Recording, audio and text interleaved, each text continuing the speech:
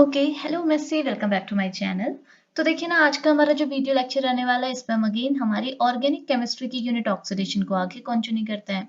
तो देखिए, ऑक्सीडेशन पे अभी तक फिलहाल हमने हमारे लास्ट 6 लेक्चर डिस्कशन में ले लिए हैं। होप आपने प्रीवियस 6 लेक्चर्स देखे भी होंगे, और इनके जैसे मैंने पहले भी बताया हुआ, जो पीडीएफ नोट्स हैं, जो स्टडी मटेरियल है, वो आपको टेलीग्राम ग्रुप में मिल जाएगा, और टेलीग्राम ग्रुप का लिंक आपको डिस्क्रिप्शन बॉक्स पर मिल जाएगा। ओके, अब देखिए, अगर हम आज के लेक्चर पे बात करें, तो आज हम लोग अगेन ऑक्सीडेशन की यूनिट को आगे कंटिन्यू करते हैं, जिसमें हमारा रहने वाला है आज 7th लेक्चर। और आज के 7th लेक्चर के अंदर अब हमारे सेकंड टॉपिक को हम डिस्कशन में लेने वाले हैं। ओके, अभी तक देखिए 6 लेक्चर्स तक अभी तक हमने सारे चीजों पे किस पे बात किया था। अभी तक हम बात कर रहे थे ऑक्सीडेशन ऑफ एल्कीन, हमने एल्कीन के ऑक्सीडेशन पे बात की थी लास्ट 6 लेक्चर के अंदर। लेकिन अब हमारे 7th लेक्चर पे हम हमारे एरोमेटिक रिंग के ऑक्सीडेशन पे बात करेंगे। ये देखेंगे कि एरोमेटिक रिंग में ऑक्सीडेशन कैसे होता है।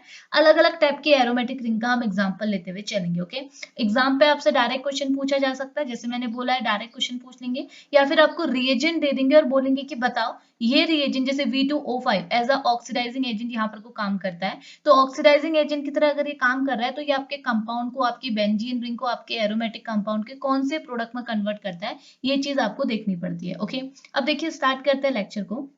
तो पहले इंट्रोडक्शन पे बात करते हैं। तो ये लिखा हुआ है कि benzene is exceptionally stable compound and it is not affected by the usual oxidizing agent. ये बोल रहा है बेंजीन आपका एरोमेटिक कंपाउंड है, लेकिन बेंजीन को अगर आप देखेंगे तो ये एक एक्सेप्शनली स्टेबल कंपाउंड के फॉर्म में जाना जाता है। यानी कि ये क्या है, काफी स्टेबल है, एक्सेप्शनली स्टेबल है। बाकी के एरोमेटिक कंपाउंड इतने स्टेबल नहीं होते जितना बेंजीन है, और इसकी स्टेबिलिटी की वजह से क्या है, ये ऑक्सीडाइजिंग एजेंट के थ्रू अफेक्ट नहीं होता, यानी कि ये अपने ऑक्सीडाइज कंपाउंड में या फिर ऑक्सीडाइज प्रोडक्ट में कन्वर्ट नहीं होता है। ओके, अब आगे लिखा हुआ है it is for this reason the benzene is use as a solvent. और इसी रीजन से हम लोग बेंजीन को एज अ सॉल्वेंट लेते हैं, बिकॉज सॉल्वेंट जो यहाँ पर लिया जाता है वो ऐसा होना चाहिए जो कि स्टेबल है, दूसरे कंपाउंड के साथ रिएक्शन, मतलब उसे आप रिएक्शन कंडीशन में यूज कर रहे हैं, तो ऐसा हुआ आपने उसे लिया और वो किसी दूसरे कंपाउंड के साथ रिएक्ट, अपने में ही रिएक्ट करने लगा, तो ऐसा तो नहीं होना चाहिए। तो ये बोला है बेंजीन आपका क्या है, स्टेबल है, इस वजह से हम इसे most of the organic reaction में एज अ सॉल्वेंट यूज करते हैं। ओके, ये बोल रहा है लेकिन however the benzene undergoes a aerial oxidation in the presence of V2O5। अभी आपको याद करना पड़ेगा कि V2O5 के प्रेजेंस में बेंजीन आपका ऑक्सीडेशन शो करता है, और बेंजीन किस में ऑक्सीडाइज हो जाता है, यहाँ पे आपकी जो डबल बॉन्ड है वो ऑक्सीडाइज हो जाते हैं, कीटो ग्रुप आ जाता है, और ये आपका जो प्रोडक्ट बनाता है वो बनता है मैलिक एनहाइड्राइड। तो यहाँ पे आपका जो बेंजीन है, आपको याद करना पड़ेगा V2O5 ऑक्सीडाइजिंग एजेंट की प्रेजेंस में किस में कन्वर्ट होता है, मैलिक एनहाइड्राइड में कन्वर्ट होता है। क्लियर? अब आगे देखिए, आप कुछ पॉइंट्स लिखे हुए हैं, इसे भी सुनेगा। तो फर्स्ट लिखा हुआ है the oxidation of a unsubstituted ring of polyaromatic hydrocarbon which result to a loss of stabilization energy and require vigorous condition. क्या हुआ इसका मतलब? देखो, ये सिंपली इतना बोल रहा है कि जब भी आप ऑक्सीडेशन कराओगे, किसका ऑक्सीडेशन कराओगे, पॉलीएरोमेटिक हाइड्रोकार्बन। अब पॉलीएरोमेटिक हाइड्रोकार्बन क्या होते हैं, देखो ये चीज मैंने पहले भी पढ़ाई थी, नाम से क्लियर होता है। पॉलीएरोमेटिक हाइड्रोकार्बन यानी कि ऐसे हाइड्रोकार्बन या फिर ऐसे एरोमेटिक हाइड्रोकार्बन जिसमें नंबर ऑफ यूनिट क्या होती है, बहुत ज्यादा होती है, तो हम बोलते हैं इन्हें पॉली एरोमेटिक हाइड्रोकार्बन। जैसे देखो, ये आपका क्या है, बेंजीन है। बेंजीन को अगर आप बोलना चाहें तो आप इसे एरोमेटिक हाइड्रोकार्बन बोल सकते हैं। क्यों बोल सकते हैं? देखो, ये है आपका एरोमेटिक एरोमेटिक हाइड्रोकार्बन बोल सकते हैं। क्यों? बिकॉज ये एक एरोमेटिक कंपाउंड है और कार्बन एंड हाइड्रोजन से बना है, तो एक एरोमेटिक हाइड्रोकार्बन हो गया। ओके, लेकिन अगर मैं इस बेंजीन को नेफ्थलीन, एंथ्रासीन, फिनेंथ्रीन में कन्वर्ट कर दूं, तो होगा क्या, ये बेंजीन के साथ बेंजीन की जैसी और 2-3 यूनिट जुड़ जाएंगी। अब 2-3 यूनिट मतलब क्या हुआ, ज्यादा यूनिट हो गई। ज्यादा यूनिट मतलब को हम क्या बोलते हैं, ज्यादा को क्या बोलते हैं, पॉली बोलते हैं। तो फिर जो स्पीसीज आपको ऑब्टेन हो जाएंगी, इनको हम बोलते हैं पॉली एरोमेटिक हाइड्रोकार्बन,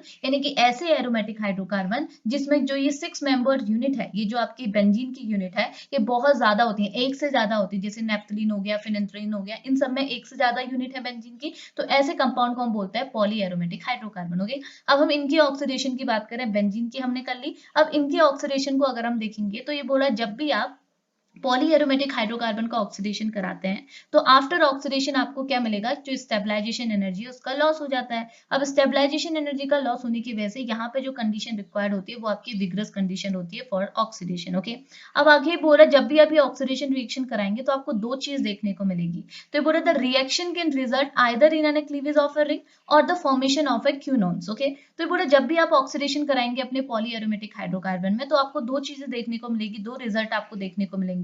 पहला तो ये मिलेगा कि आपकी जो है बहुत सारी यूनिट आपकी आपस में जुड़ी हुई है, इन यूनिट के बीच में क्या हो जाएगा, क्लीवेज हो जाएगा, यानी कि क्लीवेज ऑफ रिंग आपको देखने को मिलेगा। ओके, और दूसरी चीज आपको क्या मिल सकती है कि वहां पे एज अ प्रोडक्ट आपका क्यूनॉन का फॉर्मेशन हो रहा है। ये चीज आपको जब आप PAH यानी कि पॉली एरोमेटिक हाइड्रोकार्बन में ऑक्सीडेशन कराएंगे वहां फील होगा, बिकॉज हम एरोमेटिक कंपाउंड में ऑक्सीडेशन की बात कर रहे हैं। ओके, अब कुछ एग्जांपल्स के फॉर्म में आगे बात की हुई है। तो देखो ये बोल रहा है आपके पास नैप्थलीन है। ओके, अब नैप्थलीन में आपने ऑक्सीडेशन कराया बाय डिफरेंट ऑक्सीडाइजिंग एजेंट। एक बार आपने ओजोन को लिया हुआ है, ठीक है, O2 भी कर लो, O2 and O3 है, ओजोन आपने लिया हुआ है। दूसरे में आपने KMnO4 लिया हुआ है, तीसरे में आपने V2O5 लिया है। तो अलग अलग ऑक्सीडाइजिंग एजेंट की वजह से अलग अलग प्रोडक्ट आपको मिले।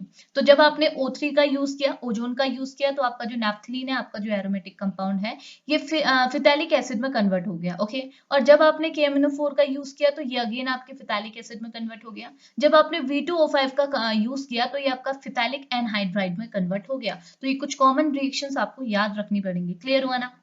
अब आगे बात करते हैं, लिखा हुआ है, अब ये बोल रहा है chromic acid can also be use as a oxidizing agent. जो आपका CrO3 होता है, जो क्रोमिक एसिड होता है, ये आपको आगे भी यूज होगा। ये जो क्रोमिक एसिड है, इसको भी आप ऑक्सीडाइजिंग एजेंट के फॉर्म में ले सकते हैं जब भी आप एरोमेटिक कंपाउंड का ऑक्सीडेशन कराएंगे। ओके, कैसे? तो एग्जाम्पल के लिए बोल रहा है, सपोज हमने क्यूनिलिन लिया हुआ है। ओके, अब इस क्यूनिलिन में जब आप ऑक्सीडेशन कराएंगे तो ये किस में कन्वर्ट होगा? Bye chromic acid. ओके, तो अपने क्यूनिलिन में आपने क्रोमिक एसिड की प्रेजेंस, क्रोमिक एसिड की हेल्प से इसको एज अ ऑक्सीडाइजिंग एजेंट लेके जब आपने ऑक्सीडेशन कराया तो ये किस में कन्वर्ट हो गया? यानी कि पैराडिन 2,3 डाइकार्बोक्सिलिक एसिड में ये कन्वर्ट हो गया। ओके, उसके बाद ये बोल रहा है फिर जब इससे फर्दर आप हीट करते हैं तो ये आपके निकोटिनिक एसिड में कन्वर्ट हो जाता है। तो ये चीज, ये स्टेप्स भी आपको याद रखने होंगे। वही चीज यहाँ थ्योरी पे बोल रहा है कि chromic acid can also be used as oxidizing agent.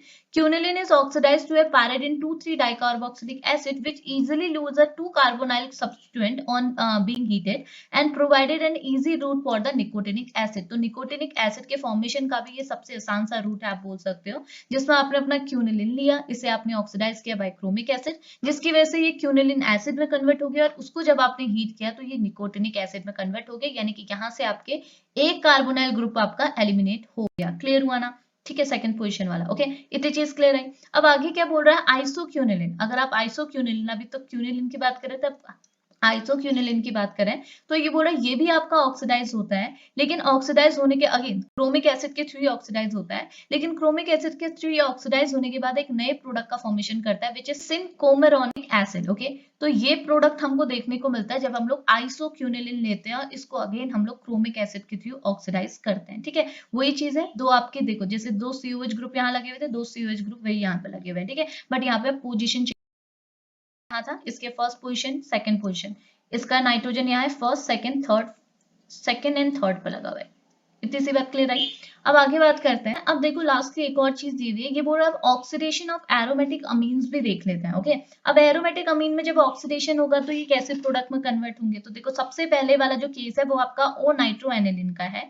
इस ओ नाइट्रोएनिलीन को जब आप ऑक्सीडाइज करते हैं, और यहाँ पे ऑक्सीडाइजिंग एजेंट आपने क्या लिया हुआ है? अमोनियम परसल्फेट, यानी कि NH4 का होल ट्वाइस H2O8, और साथ ही साथ H2SO4 भी लिया हुआ है। ओके, तो जैसे आप इसको ऑक्सीडाइज करेंगे तो होता क्या है? देखो आपका NO2 ग्रुप तो आपका एज इट इज रहता है, ये तो ऑक्सीडाइज ही है। ऑक्सीडाइज क्या करना है? अब NH2 ग्रुप को ऑक्सीडाइज करना है। NH2 ग्रुप को जब आप ऑक्सीडाइज करते हैं तो किस में कन्वर्ट होता है? NO2 ग्रुप में कन्वर्ट होता है। तो आपने कुछ नहीं करना है, सारी चीजें आपकी एज इट इज हैं, आपको बस NH2 को कन्वर्ट कर देना है NO2 में। ओके, सेम चीज आपने यहाँ पे की है, वही आपने कंपाउंड दिया हुआ है, बस आपने रिएजेंट चेंज कर दिया। अब आपने CF3COH को एज अ ऑक्सीडाइजिंग एजेंट लिया है, यहाँ भी सेम चीज होगा। NO2 तो आपका एज इट इज रहेगा, ये तो ऑक्सीडाइज है। NH2 को हम ऑक्सीडाइज कर सकते हैं और ये किस में ऑक्सीडाइज होगा? आपके NO2 ग्रुप में ऑक्सीडाइज होगा। क्लियर हुआ? नाउ नेक्स्ट क्या लिखा हुआ है? अब लास्ट आपका क्या है? लास्ट आपने लिया हुआ है अपना एनिलिन। ओके, अब एनिलिन में देखो यहाँ पे कोई नाइट्रो ग्रुप वगैरह इसके साथ नहीं दिया हुआ है। ठीक है, सिंपल एनिलिन है। एनिलिन को जब आप ऑक्सीडाइज करते हैं तो ये ऐसे कन्वर्ट नहीं होता है कि यहाँ पे आपने NH2 के बदले NO2 लगा दे, जैसे ऊपर हम कर रहे थे। यहाँ पे जो कन्वर्जन होता है वो कुछ स्टेप से होता है कि आपका जो एनिलिन है वो किसकी प्रेजेंस में? Na2SO4 आपका ऑक्सीडाइजिंग एजेंट है, H2SO4 MnO2, ये सब आपने एज ऑक्सीडाइजिंग एजेंट लिया हुआ है, रिएजेंट लिया हुआ है। इनकी प्रेजेंस में इसका जो कन्वर्जन होता है वो किसमें होता है? 1,4-बेंजोक्विनोन में इसका कन्वर्जन होता है। ओके, मतलब बेंजीन के साथ पहली और फोर्थ पोजीशन में आपके कीटो ग्रुप लगा है और कुछ नहीं। ओके, तो ये कन्वर्जन आपने यहाँ पे डालना है जब आप एरोमेटिक कंपाउंड में पर्टिकुलरली एरोमेटिक अमीन्स की ऑक्सीडेशन की बात कर रहे हैं। तो ये मटेरियल आपका इनफ रहता है इस पर्टिकुलर टॉपिक के लिए।